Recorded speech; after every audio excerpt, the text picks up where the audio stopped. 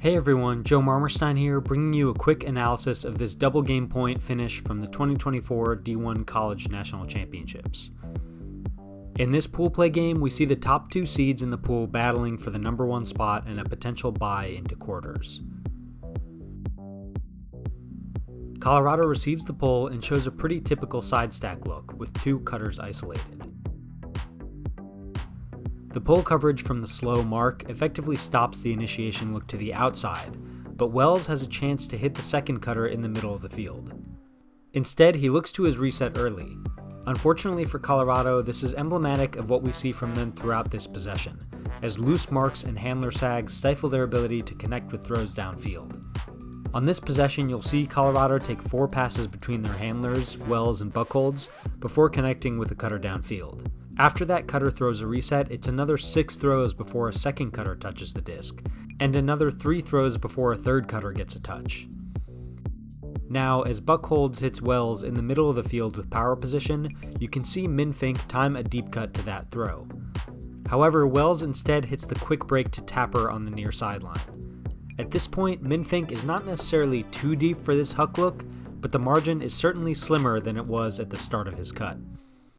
SLO's Calvin Brown also does a good job of slow playing his defense, jogging to make the window look more open, then turning on the jets once he sees that Tapper is considering the throw. Now, while this throw does not fall into the category of same third hucks that many coaches advise against, in some ways the angle of this cut and throw are even more difficult. With the cutter on the far side, a typical throw would be a backhand up the near sideline.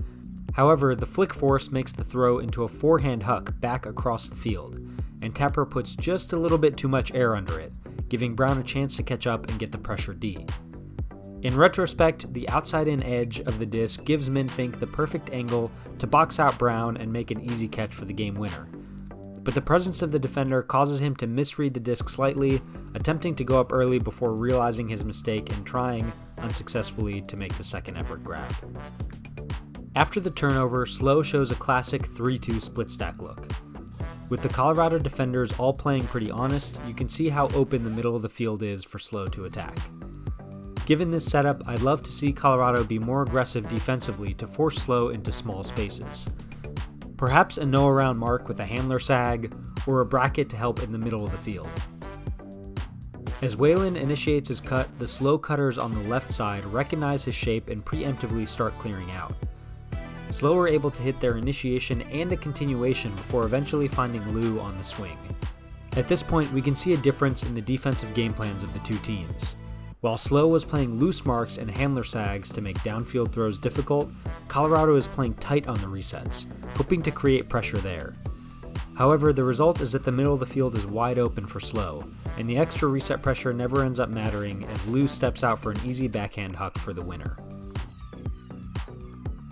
The game-winning deep cut from Gade is textbook, threatening the under to the break side before planting hard and cutting straight deep. Similar to Tapper's huck turnover for Colorado, Gade is quite deep by the time the throw goes up, and throws an OI huck across the middle of the field. However, since Gade starts his cut on the same side as the disc, he can more easily track the throw throughout its flight path and get a better read on the disc.